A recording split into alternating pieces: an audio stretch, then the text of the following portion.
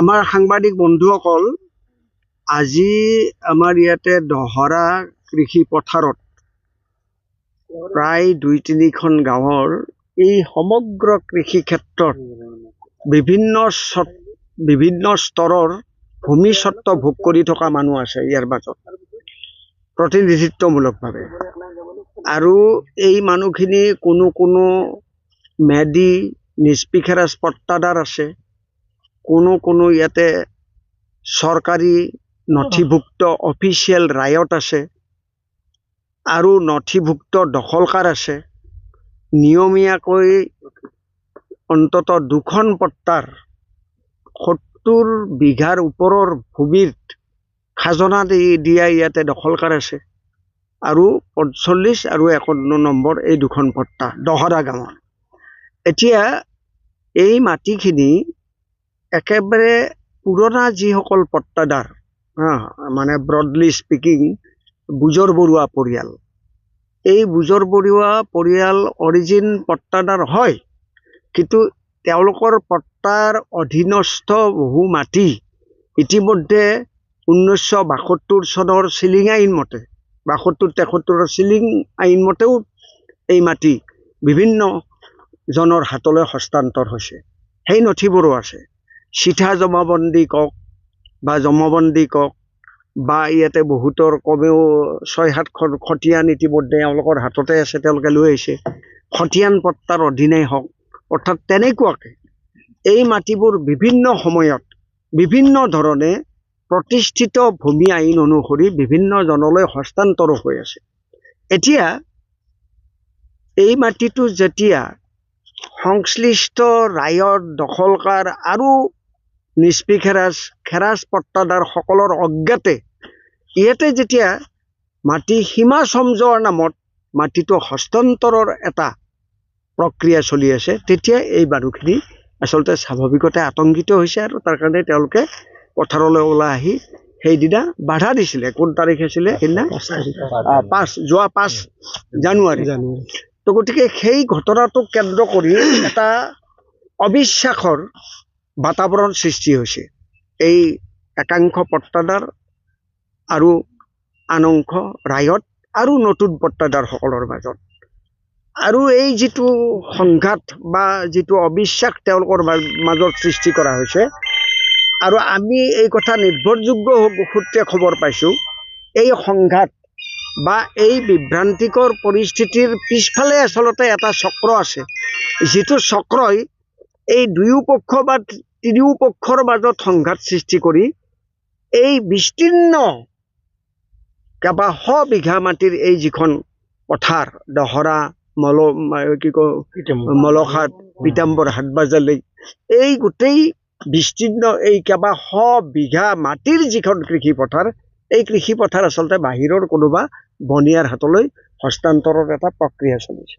তাৰ কাৰণ আজি কোনো ক্ষেত্ৰত 50 বছৰ 60 বছৰ, কোনো ক্ষেত্ৰত আনকি 100 বছৰতকৈ অধিক কাল যিসকল পট্টাদাৰে আজি দাবী কৰিছে যে তেওঁলোকৰ মাটি বেদখল হৈ আছে, তেওঁলোকে কিন্তু যোৱা 100 বছৰ তেওঁলোকৰ কমেও 2-3টা প্ৰজন্ম মানে হেৰি হৈ গৈছে, অন্ত পৰিছে 2-3টা প্ৰজন্মৰ। এই সুদীৰ্ঘকাল কিন্তু তেওঁলোকে এই খেতি পথাৰৰ খবৰ ল'বলৈ অহা নাই, বা ৰায়তবিলাকৰ লগত তেওঁলোকে কিবা মানে এই মাটি হস্তান্তৰ কৰা নকৰা এইবিলাক লৈও তেওঁলোকে কথা পাতিব অহা নাই।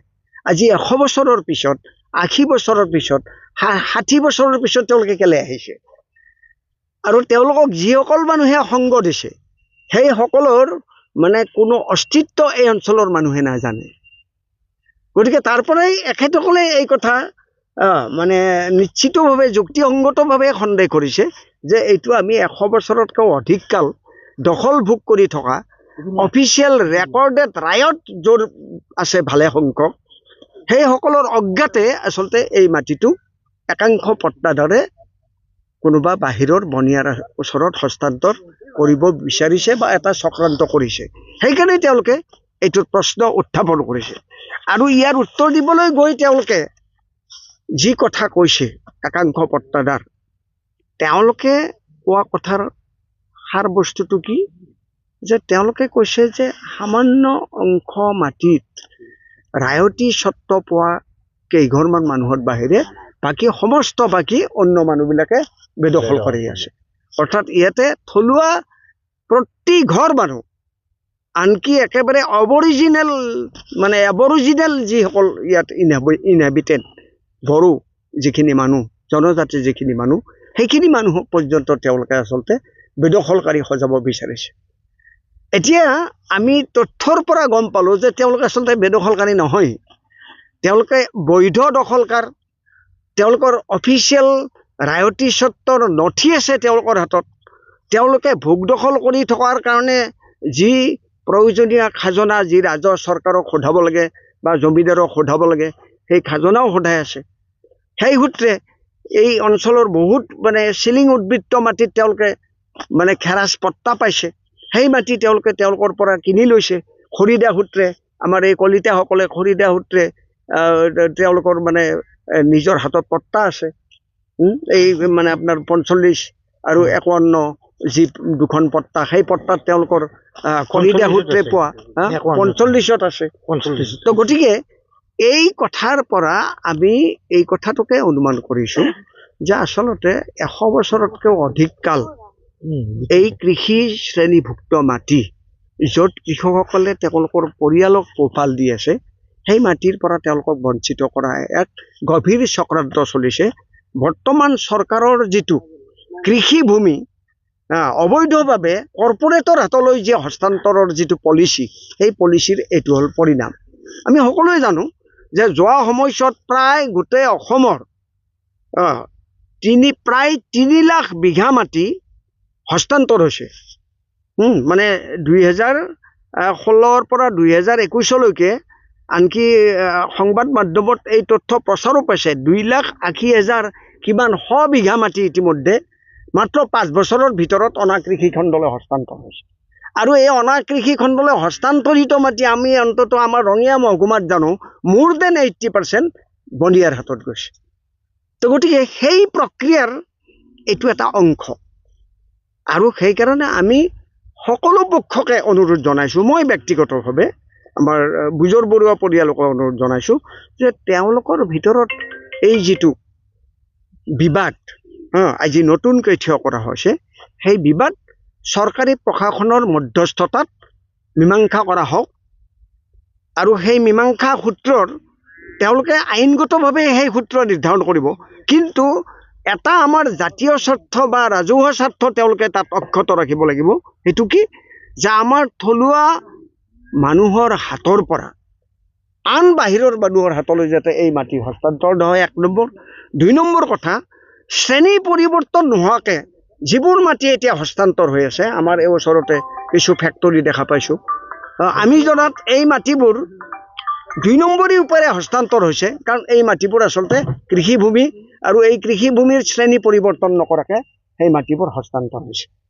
আছাম লেণ্ড ৰেভিনিউ ৰেগুলেশ্যন 1886ৰ যি ব্যৱস্থা, সেই ব্যৱস্থা মতেই আচলতে শ্ৰেণী পৰিৱৰ্তন নোহোৱাকৈ কৃষিভূমি অনাকৃষি খণ্ডলৈ হস্তান্তৰ হ'ব নোৱাৰে। তো গতিকে আমি সেই কথাটো আকৌ কৈছোঁ যে কৃষিভূমি অনাকৃষি খণ্ডলৈ অবৈধভাৱে হস্তান্তৰ হ'ব নালাগে। আৰু সৰ্বশেষ কথাটো হৈছে, এই মীমাংসাৰ সূত্ৰৰ যোগেদি নিশ্চিতভাৱে এই কথা নিশ্চিত হ'ব লাগিব, আমাৰ এই সমগ্ৰ অঞ্চলৰ বৃহত্তৰ স্বাৰ্থত, আমাৰ জাতীয় স্বাৰ্থত এই মাটি যাতে কোনো পক্ষই বহিৰাগতৰ হাতলৈ হস্তান্তৰ নকৰে। খালি এটাই কৈছে যে এখন নটিচ গেছি আমাৰ যে আমি সীমাটো নিৰ্ধাৰিত কৰিম, এই বুলি কৈ তেওঁলোকে পুলিচ প্ৰশাসন লৈ মণ্ডল আদি কৰি সকলোবিলাক আছে, বহুত মানুহ আছে, কিন্তু আমাৰ ৰাইজৰ হস্তক্ষেপত মাটিটো জোখা নহয়, দেখুৱা নোৱাৰে। কিমান মান ইয়াতে ৰাইজে কিমান মান দখল ভোগী কিমান মান মাটিখিনি একচুৱেলি গোটেই মাটিয়ে ৰাইজী বুলি ক'ব লাগিব, প্ৰায় 80% মাটি। কিন্তু পূৰ্বপুৰুষগিলাখান যিহেতুকে মৰি গ'ল, প্ৰথম আছে বড়ো মানুহ আছিল ইয়াতে, এই অঞ্চলটো চব বড়ো মানুহৰে মাটি আছিল। তেওঁলোকে হয়তো বিভিন্ন কাৰণত হয়তো খেতি বাতি নকৰি পেলাই হয়তো এই আন মানুহৰ তাতে হয়তো দখল বিক্ৰী কৰি গ'ল। কোনোবা হয়তো তাৰে হয়তো খতিয়ানো পাইছে, কোনোবা হয়তো পোৱা নাই, কিন্তু অৰিজিনেল মানুহ কিন্তু বড়ো মানুহৰে মাটি আছিল। হয়তো সিহঁতে খতিয়ান নিশ্চয় পাইছে খতিয়ান পাইছে আৰু তেনেকুৱাকৈ এই কেঁচা দলিন যিখন বনাইছে দখল প্ৰায় মানুহৰ হাতত আছে ইয়াত কিমান মান মানুহৰ কিমান আছিল 3 বিঘা প্ৰায় এই দুইখন পট্টা লৈ হ'লে আপোনাৰ 45 আৰু 51 80-90-80-100ৰ ভিতৰতে হ'ব লাগে এইটোতো আমি জোখমাখ কৰা নাই যে নাই মই ইয়াতে এটা উদাহৰণ দিব পাৰোঁ যেনেকা এই গাৰাণ বড়ো এইটো মাটি তেওঁৰ 3 বিঘা